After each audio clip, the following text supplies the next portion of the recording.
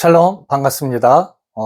이 시간에는 11조와 헌금에 대해서 우리 같이 은혜를 나누고자 합니다. 이 11조에 대해서 가장 자세하게 표현하고 있는 것이 신명기 12장 말씀인 것이죠.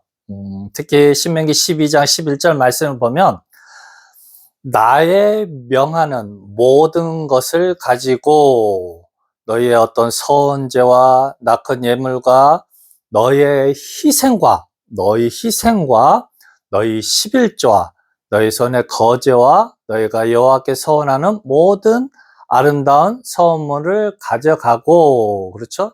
이게 무엇입니까? 예수님께서 이스라엘 민족들에게 광야에서 모세가 신명나게 너희가 지켜야 할 율법에 대해서 이제 이스라엘 민족들을 가르치고 있는 것이죠.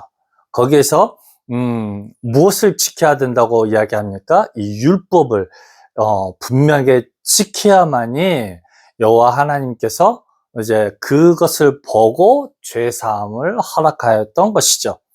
여기에 여러 가지가 나오죠. 무엇이 나옵니까? 11조와 헌금만 나오는 것이 아닙니다. 너희 희생과, 그렇죠? 너희 11조와 너희 손의 거제와 여호와께 서원한 모든 아름다운 것들을 드린다라는 것이죠. 심지어는 너희가 키우고 있는 그런 우양들의 첫 새끼들까지도 하나님께 바쳐야 된다라는 것이죠. 그렇죠? 흔히 우리가 알고 있는 것처럼 11조와 헌금만 이야기하고 있지 않다라는 것이죠. 그래서 사실 교회에서 11조와 헌금을 강조하려면 이 외의 모든 것들도 같이 이야기되어져야 한다라는 것이죠. 무엇입니까? 너희 희생과 서원제와 낙헌 예물과 번제와 구제와 또, 그렇죠? 너희가 소원하는 모든 아름다운 것들, 심지어는 너희의 재산인 그 소유물의 첫 소산물까지도, 그렇죠? 다 하나님께 드릴 때에 하나님께서 죄사함을 허락하신다라는 것이죠. 그래서 여기에서부터 이제 무엇입니까? 11조와 헌금만 강조하고 있지 않다라는 것이죠. 그것도 이것은 무엇입니까? 율법인 것이죠. 그리고 또 이야기합니다. 말라기 3장 8절, 사람이 어찌 하나님의 것을 도적질하겠느냐? 그러나 너희는 나의 것을 도적질하고도 말하기를 우리가 어떻게 주의 것을 도적질하였나이까 하도다. 이는 곧 11조와 헌물이라. 그렇죠? 이 말라기 3장 8절을 통해서 무엇을 강조하고 있습니까? 11조 헌물을 강조하고 있다라는 것이죠. 근데 여러분, 상식적으로 생각해야 할 것이 있습니다. 이스라엘 민족들이 과연 11조와 헌금을 이렇게 도적질하였을까요? 아니죠. 이 말라기 선지자를 통하여서 이 이스라엘 민족들이 이제 미래 예수님에 대해서 행할 그 죄악들을 미리 보고 예언하고 있다라는 것이죠.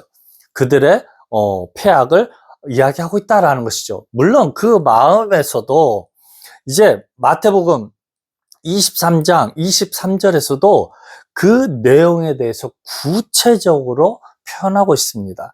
이 11조와 헌금에 대해서 이 구약의 이 민족들의 백성들이 어떤 마음으로 행했는지를 보여주고 있습니다.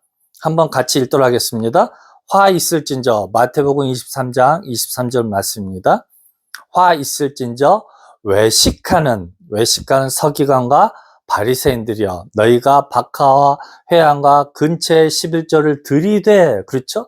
철저히 율법대로 이스라엘 민족들은, 이 종교 지도자들은 하나님께 드렸다라는 것이죠. 즉 이 말라기 3장 8절처럼 하나님의 것들을 이 이스라엘 민족들은 결단코 도적질하지 않았다라는 것이죠. 이 11조 헌금에 대해서 철저하게 지켰다라는 것이죠. 심지어는 구제 11조, 또 모든 어떤 번제와 서원제와, 그렇죠? 모든 것들을, 특별히 자기가 키우고 있는 소와 양들과 그런 초소산물까지도 철저하게 드렸다라는 것이죠. 하지만 회당과 근처의 11조를 들이되 율법에 더 중요한 바, 그렇죠? 율법에 더 중요한 바, 의와 인과 신은 버렸다라는 것이죠. 그렇죠? 즉 예, 이 성경 말씀에서는 11조와 헌금만 강조하고 있지 않습니다. 오히려 더 너희의 희생을 강조하고 있고, 오히려 더 너희들이 가지고 있는 소산물의 모든 것을, 모든 아름다운 선물을 가져가고, 그렇죠? 심지어는 번제와 구제와, 그렇죠? 이 11조와 구제, 11조와 헌물만 이야기하고 있지 않다는 것이죠. 너희의 모든 희생까지도 요구하고 있다는 것이죠. 그래서 교회에서 11조와 헌금만 강조하고 있는 것 자체가 무엇이라는 것입니까? 율법이고 거짓되다라는 것이죠. 그래서 마태복음 23장 23절에서 강조하고 있는 것이 무엇입니까? 이 율법보다 더 중요한 바, 그렇죠? 의와 인과신은 버렸다라는 것이죠. 여러분, 이 율법의 완성이 누구이십니까? 예수 그리스도인 것이죠. 이 예수님을 받아들이지 않는 것이 무엇입니까? 율법에 더 중요한 바를 이 이스라엘 민족들이 놓쳤다라는 것이죠. 이 시대도 동일하죠.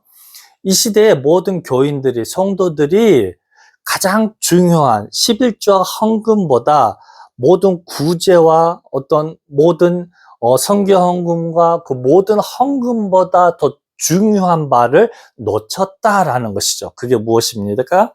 의와 인과 신을 버렸다라는 것이죠.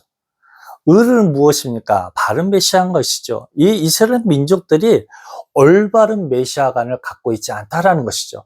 올바른 율법관을 가지고 있지 않다라는 것이죠. 올바른 11조와 헌금에 대한 개념을 가지고 있지 못하다라는 것이죠. 무엇입니까? 이 11조와 헌금보다 더 중요한 예수 그리스도와의 관계를 놓쳐버렸다라는 것이죠. 올바른 메시아관을 놓쳐버렸다는 것이죠. 예수님께서 원하는 게 무엇입니까? 그렇죠? 11조 헌금입니까? 아니죠. 여러분, 그 연인들에게 가장 중요한 것이 무엇입니까? 물론 요즘 드라마에서 이야기한 것처럼 굉장히 많은 어떤 부와 어떤 성품과 그런 것들을 이야기하는 것도 있지만, 보편적인 사실은 무엇입니까? 우리 주님과의 관계일 것입니다. 우리 주님과의 사랑일 것입니다. 우리 주님 우리의 신랑이 되시고 우리는 주님의 신부가 되는 그것이 더 중요하다라고 마태복음 23장 23절에서는 기록하고 있다는 것이죠. 의와 인과 신입니다. 이는 무엇입니까? 예수 그리스도를 나의 구주, 나의 하나님으로 우리 마음속에 영접하는 것이죠. 우리 성령 하나님을 우리 마음속에 영접하는 것이죠. 신은 무엇입니까? 하나님이 이 시대의 모든 우리들에게 요구하는 것이 무엇입니까?